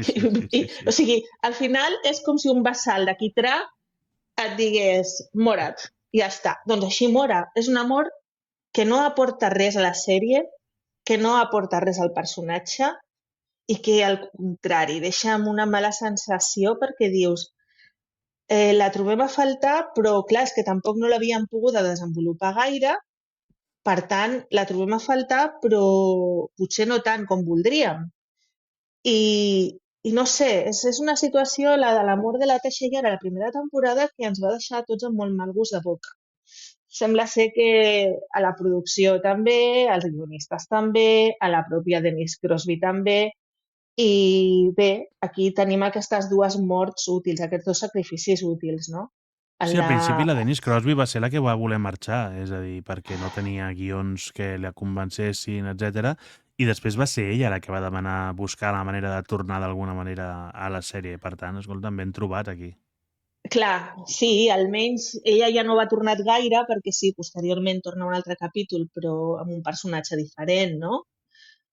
Però almenys que el record sigui positiu, que no sigui un personatge random que va passar sense pena ni glòria. Trobo que aquest capítol és un bon homenatge a aquest personatge i al fet de tancar bé les històries, tant de la Enterprise C com de la Tasha Yar, perquè encara no ho hem dit, però la Tasha mora. La Tasha es torna a sacrificar. Sí, és una cosa molt americana, la del sacrifici. Sí. Bueno, sí, efectivament, això és molt americà. És molt militar, americà i... Però vaja, és el missatge. És el missatge, és un missatge també de determinisme, és a dir, escolta'm, quin és el nostre destí? El tenim escrit? No el tenim escrit? Saps? És a dir, l'acceptem? No l'acceptem? Que vingui el que hagi de ser? Que no? Jo crec que també va molt per aquí la sèrie. Clar, exacte. Exacte, és un dels motors de la sèrie, en general. Sí, no, i del capítol, exacte. I d'aquest capítol també, però en general de la sèrie, clar. Aquí, en el cas del que deies del sacrifici, escolta'm, què és més moral? Sacrificar-nos o no sacrificar o salvar-nos? És a dir, quedar-nos aquí, salvar-nos, ajudar, això, què és més ètic, saps? O tornar a una mort segura amb un objectiu que és salvar una majoria. Això ho deies tu abans, no? Llavors, una mica aquest sacrifici va per aquí. Clar. Llavors, clar, aquí s'ajunta també, tornem a l'aparició de la Guinan, a la funció de la Guinan. La Guinan no només està per dir-li en el Picard hem de seguir un camí concret perquè aquest no està bé, no sé per què, però aquí no quadren les coses i aquesta gent aquí no haurien d'haver arribat. No només està per això, està per donar-li la possibilitat a la Tasha Yar que prengui una decisió sobre el seu futur. I li diu, és que jo a tu no t'hauria hagut de conèixer. Perquè el personatge de la Guinan arriba a la nau posteriorment de la mort de la Tasha, no? I llavors, clar, és com dir-li, tu hauries d'estar morta, tu aquí no pintes res. Clar, això li mou coses a la Tasha Yar. I suposo que, igual que la resta de personatges senten que la situació no acaba de ser una situació, diguem-ne, harmònica, suposo que per ella tampoc, no? Llavors, quan li diu, tu no hauries de ser aquí, tu i jo no ens hauríem hagut de conèixer, perquè tu ja hauries d'estar morta, suposo que la Tasha diu, bueno, és que si em quedo la meva vida no té propòsit. Anem a fer alguna cosa útil. Això la remou. I ha conegut a un amor i diu, i el meu amor se n'anirà a morir-se, doncs jo me'n vaig amb el meu amor a morir-me, no? Sí, Al final... aquí al mig, abans d'arribar a aquest punt, Sí. ho dic perquè hi ha un moment... Aquí van passant coses, és a dir, van passant moltes coses, que és això que dèiem de... morirem o no morirem inútilment? Tornarem o no tornarem? La Guinan que va dient, escolti, que això no està bé. El Picard, que li va dient a la seva tripulació, els vull fer tornar. I la tripulació, aquí tornem a veure, no? Un enfrontament amb el Riker de... Però per què? Escolti, que això no tal. I no, qui és la Guinan aquesta per dir-li el que ha de fer? No, escolti, jo me'n refio, farem el que jo he dit. I ho he dit perquè sóc el capità i punt. I això és una mica com funciona aquesta realitat alternativa. I n'hi ha un atac també, perquè aquí sí que detecten una nau Klingon camuflada que arriba, un au de rapinya, que m'ha fet molta gràcia la traducció en català. Jo que estava molt acostumat a l'ave de pressa en castellà, l'au de rapinya m'ha fet gràcia. Doncs hi ha un au de rapinya Klingon que ve per aquí, dispara 4-3 mal tirats a uns i a d'altres, amb la mala sort que donen a l'Enterprise C, i en un d'aquests atacs mor la capitana Garrett, que és el que dèiem, aquí acaba, aquí se sacrifica, però ella havia decidit que tornaven, i la seva tripulació, liderats ara sí pel tinent Castillo, que assumeix el comandament de la nau, tot seguirà les seves ordres fins al final, i és el que tu dius, no? És a dir, faran tot el que puguin per per tornar al seu temps a acabar aquella batalla amb els romulians. Clar, sí. Aquí quan la discussió aquesta que dius que el Riker diu, hòstia, i per què, no? I el Picard li diu, doncs perquè sí, perquè ho dic jo que sóc el capità i prou. Clar, això és una reunió d'oficials on estan tots. També es veu el plànol, una altra vegada el que deies al principi, no? De la producció, el plànol és com molt tancat. No veiem aquella taula àmplia, gran, tots asseguts còmodament. Aquí els veiem més tirats endavant, tot com molt més agressiu i més violent, no? Sí. I en acabat aquesta reunió ja van marxant i pujan la Tasha i el Data. A més, la Tasha i el Data, que tenen aquesta història passada tan bonica, no? Estan a l'ascensor i llavors ella li diu que ha conegut algú i què passarà si els envien al passat, i llavors el Data li deixa anar una veritat que és demolidora, no? I és que si tenen èxit mai sabrem el que els hi ha passat, no? Mai sabrem que tot això va passar. I és com... És que tot el capítol fa que el present sigui desagradable. Absolutament. És un present molt desagradable. Això no li agrada a ningú. I la Tasha, ella personalment, és aquí quan ella decideix que aquest no és el seu lloc. Deixa'm dir, perquè ara que comentaves això de la relació de la Tasha i el Data, que en la història original del guió d'aquest episodi havien tornat a posar una relació entre ells dos, una mica com a homenatge de la relació que havien mantingut originalment, però que la van haver de tallar per fer canvis en la història i tal, la van haver de treure i va desaparèixer de la versió final. I està bé, perquè si no, escolta'm, aquí sembla que la Tasha sigui una fresca. Vull dir, ara amb el Data, ara amb el tinent Castillo, i escolta, no. Una fresca no, alliberada.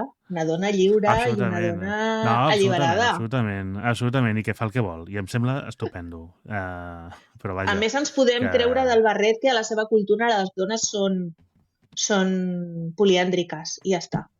No hi ha problema. Això és veritat. Sí. Saps? O sigui que aquí el doctor Phlox té 4 dones, doncs ella podria tenir 2 parelles. I ja està. Efectivament. No passaria res. El que passa és que això als anys 90 era més complicat, vull dir, però... Sí. La bigàmia sí, la poliàndria potser no encara. Bueno, no passa res. Avui dia tampoc. Però bé, no hauria passat res. Però ja està bé, perquè allò del capítol entre la Tasha i el Data va ser molt bonic en el seu moment, en aquell capítol, circunscrit en aquell capítol, i després la relació entre ells, que no es veu, però de la que es parla en el capítol de la mesura d'un home, no? Llavors és una relació que ha transcendit el que va passar aquell dia, però ja queda entre ells. No ho veiem, no cal veure-ho. saps? Per saber que ha existit. I que reforça llavors, és a dir, jo crec que havent eliminat aquesta subtrama amorosa, es reforça molt la idea que ja ens porta cap al final del capítol, que és que, escolta'm, la Tasha Yar vol una mort significativa, una mort heroica, no té res pràcticament que la tingui anclada a la seva vida més enllà del deure i del seu propòsit, que el seu propòsit és servir a la federació i servir en una nau, que és una mica el que sempre ha volgut, no? Llavors, en el moment en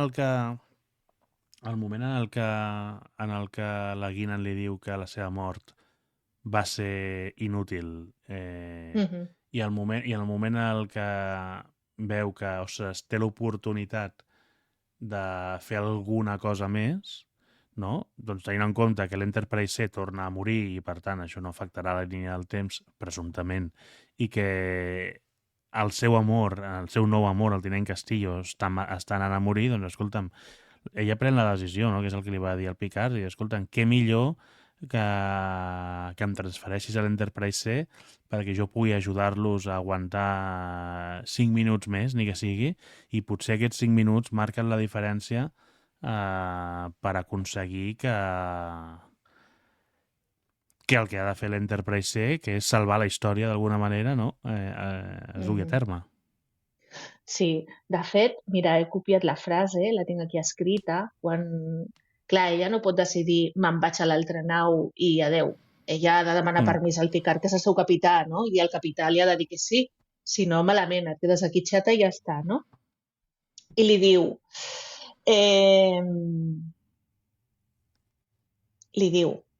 la Guinan diu que la meva mort va ser inútil a l'altra línia de temps.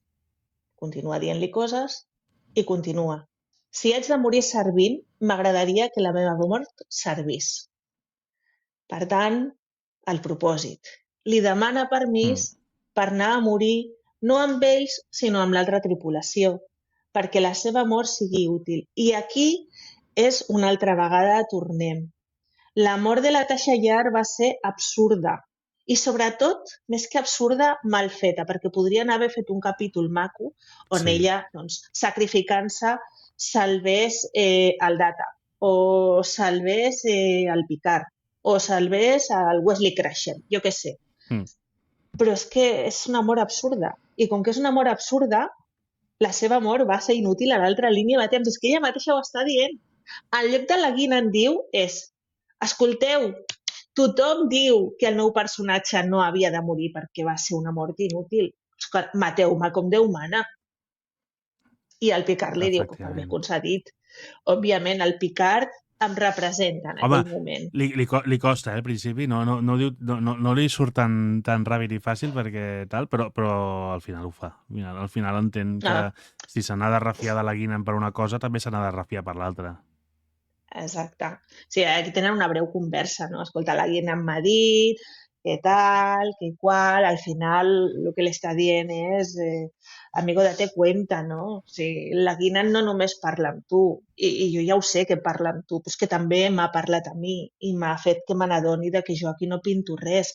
A més, ha mort la capitana Garrett, ells han fet aquest sacrifici, han tingut aquesta pèrdua, doncs sacrifica'm tu a mi, tingues tu a mi la meva pèrdua, però que serveixi per alguna cosa.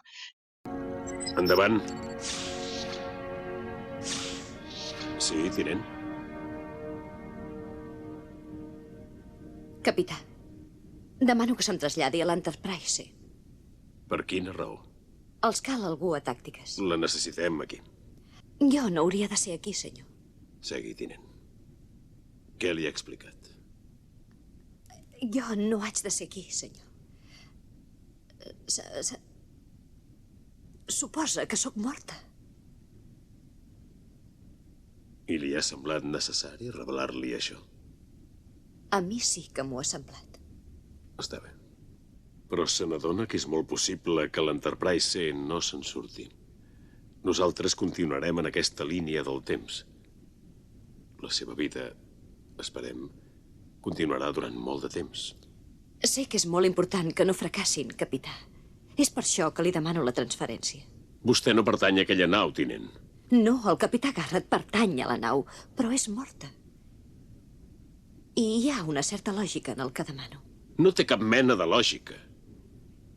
Tingui èxit o no en tingui, l'Enterprise C serà destruïda.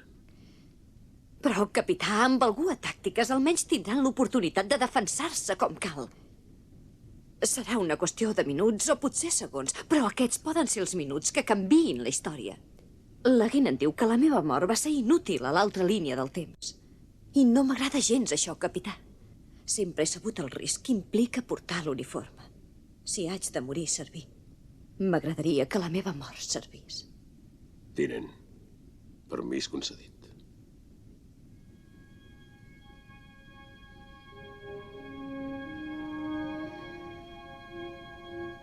Gràcies, senyor.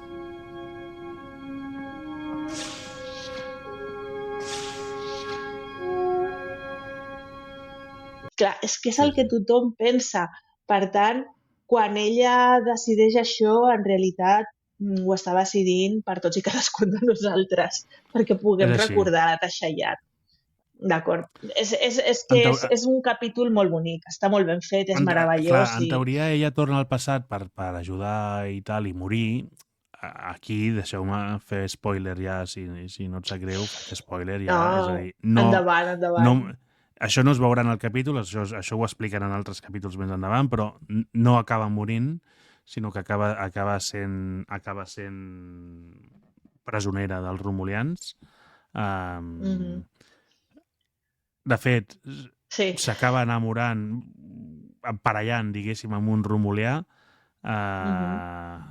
Enamorant no ho sé, però emparellant sí. És a dir, i tenen una filla que acaba sent la comandant Sela, que acaba sent bastant cabroneta també, aquesta dona, la comandant Sela. I això fa que en uns capítols futurs, la comandant Sela, interpretada també per la mateixa actriu, torni, és una romuliana rossa, molt incisiva, diguem-ho així, que, bueno, és a dir, que acaba generant uns capítols, alguns dels capítols més interessants de Star Trek en el futur, no? És a dir, per tant, escolta'm, ben fet està el sacrifici, si només així ja ens permet veure-la en capítols futurs. I a més és un sacrifici que no acaba amb la seva mort, no imminent almenys, no? No sabem la vida que va portar com a parella o com a el que fos d'aquest romulià, no? Però bueno, sabem que va viure més temps i que va tenir una filla, i això doncs està bé perquè ens confirma quin és el seu final,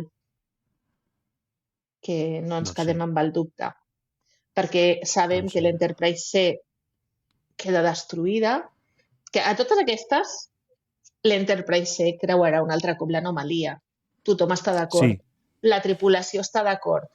El tinent Castillo, que és el que comandarà la nau Enterprise com a oficial de major graduació, supervivent en tot plegat, és el que comandarà la nau cap a l'altra banda de l'anomalia, amb la Tasha, a la seva tripulació, i moriran. Ells ho saben en el present, ho sabem nosaltres. No passa res.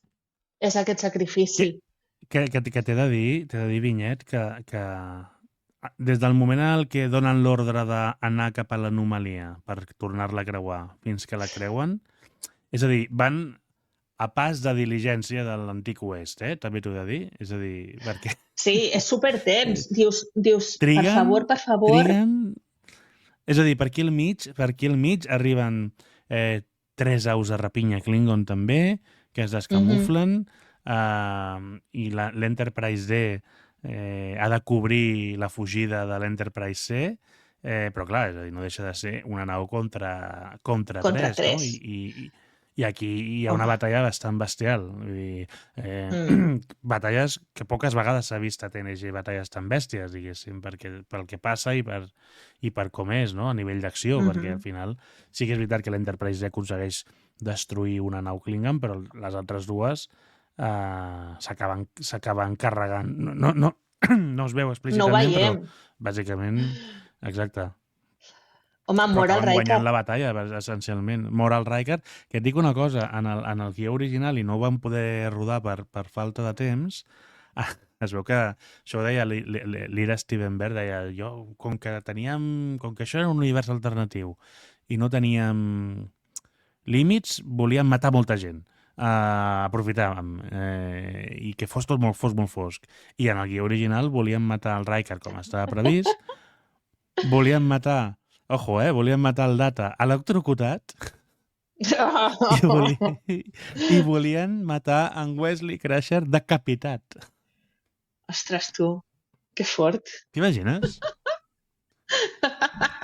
Pobre Wesley. No se'l pot... Bueno, clar, si el decapites li treus del cos la seva part més potent, no? Que és la seva ment privilegiada. Sí, hauria estat tot un símbol. Sí. Ostres, jo hauria preferit veure mort el Picard abans que el Wesley, també t'ho dic, Sí. No com a símbol d'aquesta federació que ara ja sí està completament destruïda. Sí, absolutament. Saps? Però clar, és el que tu dius, no ho veiem. Veiem el Riker mort, però no veiem la nau esclatar, perquè en el moment en què el Picard va donar com alguna ordre, es gira i sorpresa. Ja estem a la nau present. A la nostra Enterprise D. Efectivament. Sí, és el moment en què ja l'Enterprise s'ha creuat i, per tant, l'anomalia s'esfuma i tornem a la nostra realitat una mica com tornant al principi del capítol. Escolta'm, aquí no ha passat res. Semblava que hi havia de venir una nau, dins el que diu el Worf, no? Semblava que havia d'entrar una nau per aquesta anomalia, però ha desaparegut de cop. Sí, i ja està. Bueno, doncs vinga, continuem. El que havia dit el Data. Si va bé, no sabrem què va passar. I clar, no sabem què va passar perquè va anar bé. Es va acabar aquella guerra i ja està. I podem recuperar el Klingon i la Troi. Ai, el Klingon i la Troi. El Worf i la Troi. El Klingon. Bueno, clar, és Klingon, però vaja. Volia dir el Worf. I aquí acaba amb la Guinan trucant al pont, trucant al Picard, que diu, aquí, Guinan, aquí el capità Picard, no? Vull parlar amb vostè. I el Picard diu, el Picard es mira amb el Riker al pont allà, diu, per què em truca aquesta dona? Què vol aquesta dona? Clar, ella només vol saber si està tot bé. Perquè ella, just en aquell moment, estava veient fa un instant una cosa que no estava bé. I ella vol saber si està tot bé. I això, una altra vegada, la poca imaginació que tenen de vegades els guionistes, és que justament el vaig estar veient ahir, no me'n recordo del nom del capítol, de Voyager, no? Que és aquell capítol on ja... És el principi de la primera temporada, per tant, qui no l'hagi vist és que no ha començat. Doncs van a un planeta que està destruït, però no, però sí, però no, per unes anomalies temporals també que s'estan produint en aquell planeta, i llavors el capítol acaba que la Kes va al pont i pregunta si en aquell planeta hi ha vida intel·ligent i vol que li ensenyin. I veu que està tot bé. I tothom és com, no sabem què ha passat, de què ens estàs parlant. Hauràs somiat, no? Doncs igual que la Guinan aquí. Igual. És xulo. Però una cosa molt interessant del Picard, perdona, és que si no se me'n va. El Picard, al final, en aquesta lluita amb les tres naus Klingon, ell està sacrificant-se també per cobrir-li les espatlles a l'altre Enterprise i que pugui creuar. Per tant, el Picard està complint aquella màxima que és constant en el seu fer, que és que ell no demana als altres res que ell no estigui disposat a fer. O sigui, no li demana a la Garret que creui amb la seva nau per morir-se, per salvar el quadrant, i així ell tindrà una vida més plàcida.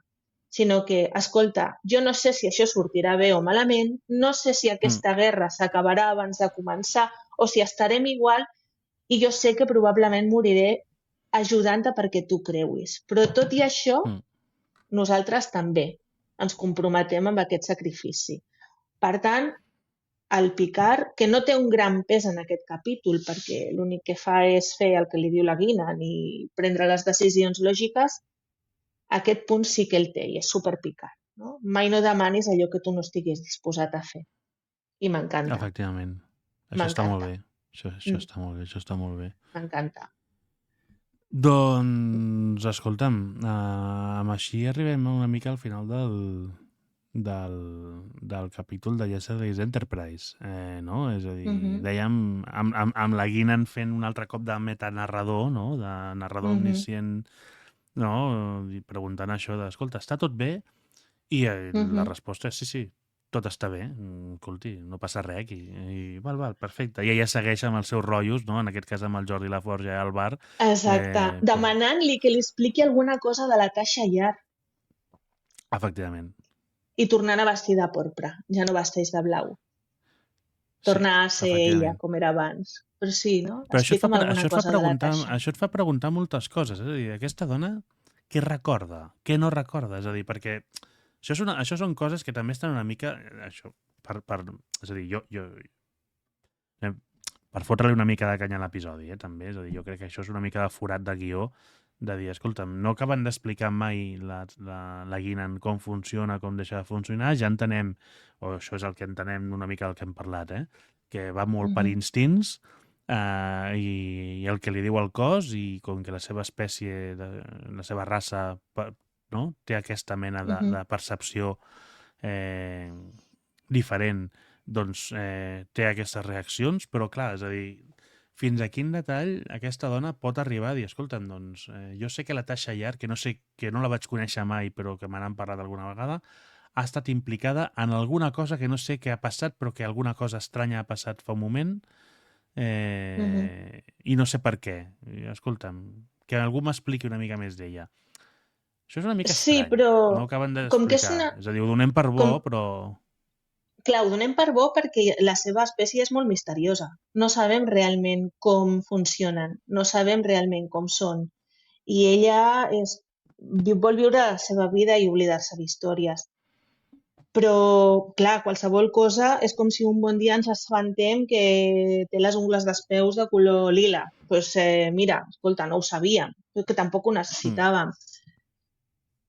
Encara que sigui una armadura de guió brutal per fer que evolucioni, encara que sigui una solució que dius això ho va fer un mag, no importa, perquè està ben construït i qualsevol cosa que ella faci en aquest capítol, qualsevol cosa de les que fa o de qualsevol cosa de les que diu, és que és coherent amb el que passa i amb el seu personatge fins ara. Per tant, a mi no m'estranya que tingui aquesta intuïció de que la Tasha Yar va ser important. I que, escolta, Jordi, explica'm coses de la Tasha Yar. No, potser pel Jordi és sorprenent, però per nosaltres no, perquè sabem com és ella, o el que sabem. Sí, jo crec quadra. Jo crec que acaba sent una mica aquest punt de narrador omniscient que deia, és a dir, al final ens representa i ja ens encaixa que ho sàpiga. Jo crec que juguen tota l'estona amb aquest punt de vista, no? Per tant, però vaja, és a dir, que no deixa de ser estrany, és a dir, m'encaixa, el que tu dius, m'encaixa, em sembla, ho entomo amb prou naturalitat i per tant, escolta'm, benvingut sigui. Més estrany serà d'aquí un quant temps a la sèrie quan el Picard té un mareig de 15 minuts i ha viscut una vida sencera. I és un dels millors capítols, això, de totes les sèries. I penso que en això estem tothom d'acord. Per tant, si ell en 15 minuts viu tota una vida i la recorda i aprèn a tocar la flauta, doncs, escolta, per què la Guina no pot tenir reminiscència d'altres vides? Quan, a més, hi ha cosa que tu surts al carrer, hi ha gent que creu en la reencarnació i creu en altres vides i creuen que si fan regressions poden veure la vida anterior. Per tant, al final no deixa de ser una cosa que per una gent d'una altra raça o d'una altra espècie o el que sigui, doncs pot ser inherent a ells veure coses que han passat en altres desviacions del nostre univers i ella doncs té aquesta intuïció. Escolta, la Tasha Yar va ser important. Jo vull que m'expliquin coses de la Tasha Yar, que no la vaig conèixer. I no sé, és maco. És que és un capítol maco, és un capítol bonic, és un capítol que tanca bé una història, és un capítol que ens presenta, ens porta a aquest moment, no?, de no inici d'una nova guerra amb els Klingon, ens porta a una nau amb una capitana i una tripulació que són Star Trek i Federació en estat pur i ostres, és que és molt rodó, no li sobra ni un segon. És perfecte. La llàstima és que tinc la impressió de que molta gent no recorda aquest capítol. Sí? Per què ho dius? Perquè, tot i que és molt bo, si a mi ara venen a Porta Freda i em diuen fes un rànquing de 10 capítols de totes les sèries de Star Trek, probablement d'aquest no me'n recordaria. No sé per què, però me'n recordaria de molts altres. Ostres, Saps? doncs ha entrat, És a dir, se't fan allà. Segur que sí, perquè objectivament és molt bo. I quan veus rànquings dels millors episodis de Star Trek, aquest acostuma a estar en el top 10 habitualment. Sempre hi ha criteris i tal, no? Però, carai, és un capítol molt rodó i molt recordat, habitualment. Molt. Sí, però tinc la sensació, no sé, tampoc és un capítol del que la gent en parli molt sovint, no sé. És una sensació, El que passa és que tinc. això és habitual, això que és una cosa habitual a Star Trek, però també a sèries o sagues que tenen tanta longevitat com Star Trek, és a dir, els hi surt un capítol molt rodó, els surt un capítol molt potent, emocionalment molt carregat, molt emocional, però que està fet de manera que no afecta el dia a dia dels personatges a posteriori, que les repercussions reals, físiques d'aquest episodi, del que s'hi explica, no les veus perquè teòricament ja han succeït. És a dir, és un capítol molt embotellat on t'expliquen el que t'expliquen i punt, i no passa res més. Llavors sí que és veritat que tenim aquests personatges com la comandant Cela, la filla que es veu més endavant, etc, no? Però fins i tot els personatges, quan veuen el comandant Cela unes temporades després, no entenen què fa allà. És a dir, els hi han d'explicar, els hi han de dir, escolta'm, què m'estàs explicant? Però si jo vaig veure morir a la Tasha, tu què m'estàs explicant? Que se'n va anar amb un romulià no sé què, i escolti, jo això no ho recordo. Llavors, veus que és un capítol molt potent, molt poderós, que no té efecte en els personatges. Que això era molt típic també en les sèries dels anys 90. I escolta, nosaltres hem de fer temporades de 20 i pico episodis. Si ara resulta que faig un episodi que ho trastorna tot, com segueixo? No? Com compleixo els contractes de 7 temporades que tenen aquests senyors, no?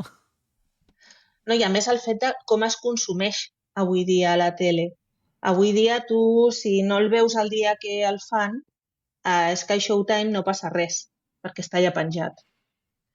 O tens altres maneres. Però, clar, quan no existia tot això, quan la majoria de la gent, parlo d'aquí, tenies un vídeo VHS, però la majoria de la gent no sabíem ni com gravar de la tele. D'acord? Per tant, si tu et perdies un capítol i el següent no tenia res a veure o havia fet uns canvis molt profunds, és que et perdies. I suposo que, eren decisions acorde al tipus de consum que es feien d'aquest tipus de sèries. Sí.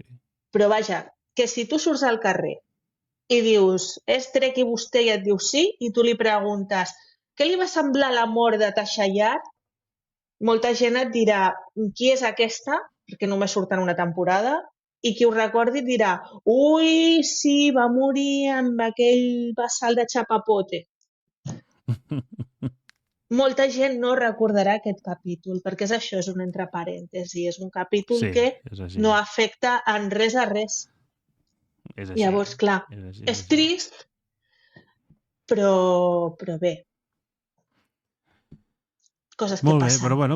però els amants de les naus espacials ens donen una nau més per col·leccionar. Saps? Que Sí, tampoc... i uns uniformes una mica diferents i Exacte. moltes coses. I el germen de la relació del Worf i la Jadzia a DS9 I el i suc el de suc de pruna. pruna. El suc de pruna a mi m'ha semblat... Bé, aquí hi ha una frase del capità que no l'hem dit, just quan abans d'entrar en batalla amb els Klingon al final, el Picard diu aquella frase de no, fem que la gent recordi el nom d'Enterprise, no? I escolta'm, és exactament, és una frase que després s'ha enganxat molt per tot arreu, no? Sempre que hi ha un tall de vídeo de resum de Star Trek surt aquesta frase, però que, ostres, et dona moments molt transcendents per la sèrie. Clar, i tant. És molt xulo. Està molt ben fet i és un capítol meravellós. És un capítol que s'ha de veure. Fantàstic, Vinyet. Doncs escolta'm, anem ja cap a la part final del podcast. Atenció al personal. Com ja saben, hem pogut despistar les naus Klingon, però hem de protegir l'Enterprise C fins que no entri a l'escletxa de temps. I ho hem de fer. Assegurem-nos que la història no oblidarà el nom Enterprise. Picard.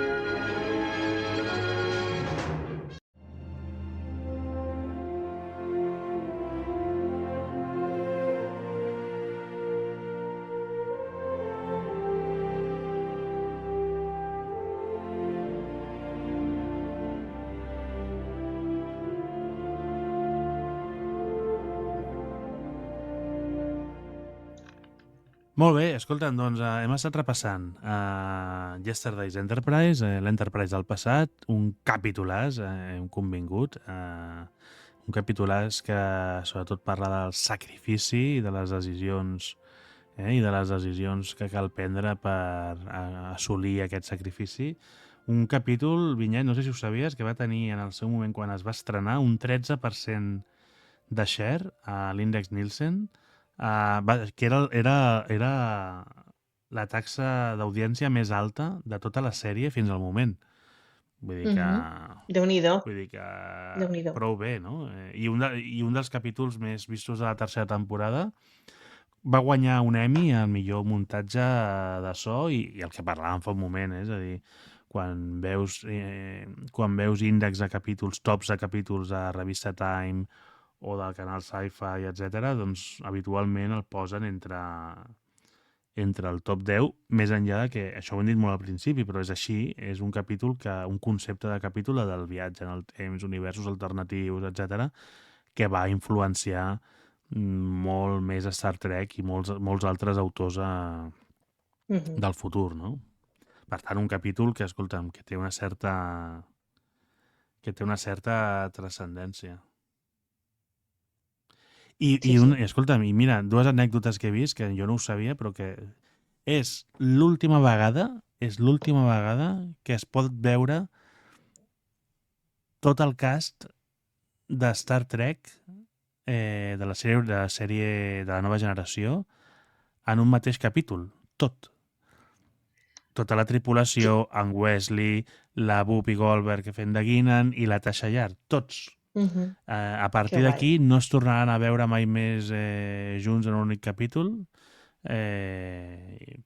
Aquesta és l'última vegada que passa, i també és l'única vegada que apareixen dues Enterprise juntes en pantalla. Ostres. Dues Enterprise diferents, diguéssim, sí.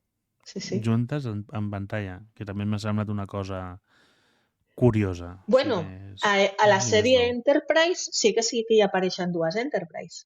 El que passa és que no són les Enterprise aquestes. Clar, és la són NX. diferents. Sí. Exacte.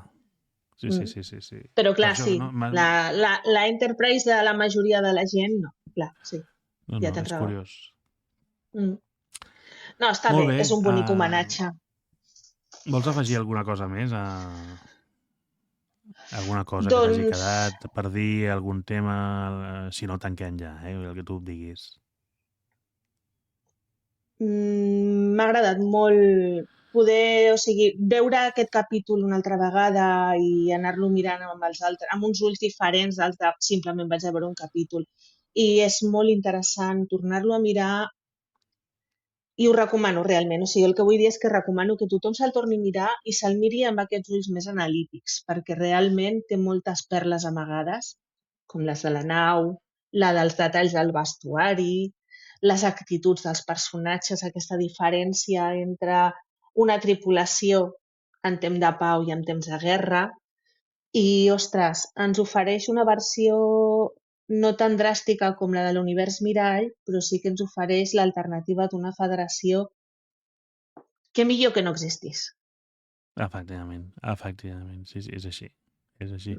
Jo no sé tu, però jo és un dels capítols que quan a vegades dius, ostres, em ve de gust veure amb una Star Trek, però no sé quin posar-me. És un capítol tan diferent, amb una mica més d'acció, un ritme una mica més trepidant, no? I fins i tot un disseny visual més modern i més actual, per allò que dèiem que és més fosc, que sembla més realista, més cru, etc, que jo moltes vegades me l'he posat allò, un capítol random que enganxes i te'l poses.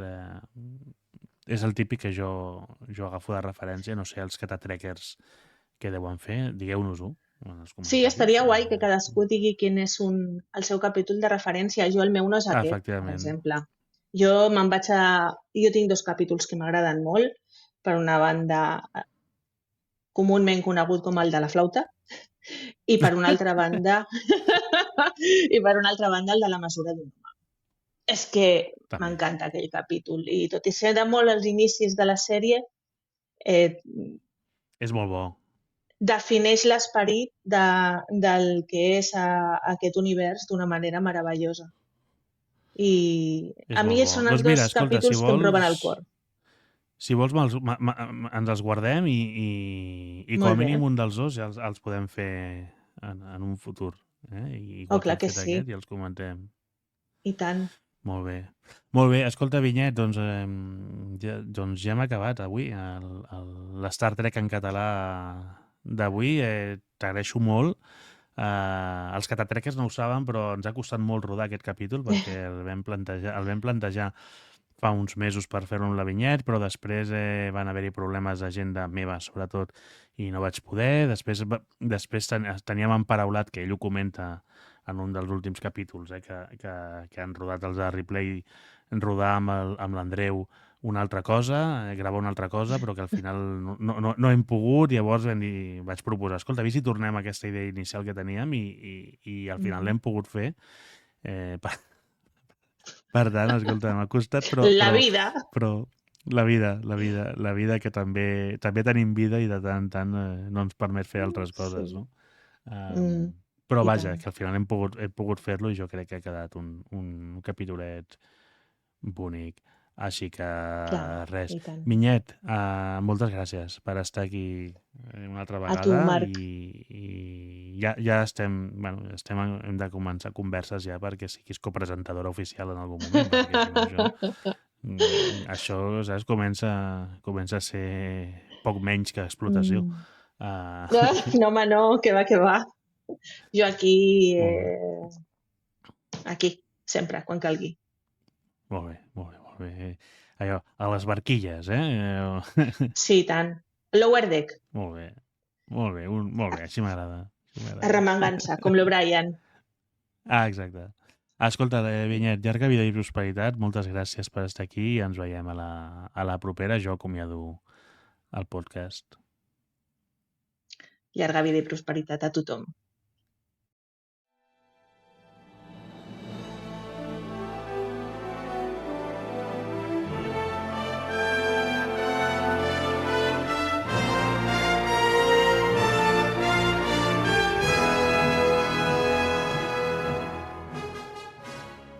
Molt bé, doncs escolta, ja hem acabat el capítol d'avui. Recordeu que podeu deixar els vostres comentaris al mur d'iVoox, sobretot, o a YouTube també ens els deixeu. Intentem respondre'ls sempre que la vida ens ho permet. Però vaja, ens podeu trobar a les xarxes socials Jo soc Marc Vizcarro, usuari @marcvizcarro, em podeu trobar pràcticament a tot arreu, Instagram, Twitter, a tot arreu, vaja, Blue Sky, i també ens podeu trobar a Star Trek en català, amb l'usuari @StarTrekCatalà, també a les mateixes xarxes socials i també a YouTube, on anem penjant tots els episodis, la majoria sense vídeo, només l'àudio que els deixem penjats, amb alguna excepció, i per tant allà ens hi trobareu. Recordeu que ens podeu escriure també sempre que vulgueu a startrekcatalà@gmail.com i allà expliqueu-nos el que vulgueu i nosaltres, jo respondré sempre que pugui. Fins ara crec que no me n'he deixat cap per respondre, de comentaris sí que me n'he deixat algun i em sap greu, però escolta'm, arribem fins on podem i tant de bo puguem arribar més. Comenteu, com us deia a iVox, què us ha semblat aquest capítol, si l'heu pogut veure, què és el que més us ha agradat, o el que dèiem amb la Vinyet, quins són els vostres capítols de referència, així com aquest és el meu i la Vinyet en té The Inner Light o La mesura d'un home com a referència, doncs escolta'm, comenteu quins són els vostres, perquè mai se sap, potser també els podem parlar aquí amb vosaltres, si teniu a bé participar a Star Trek en català. Així que ara sí, marxem fins al proper capítol de Star Trek en català. Us desitjo llarga vida i prosperitat. Assegurem-nos que la història no oblidarà el nom Enterprise. Picard.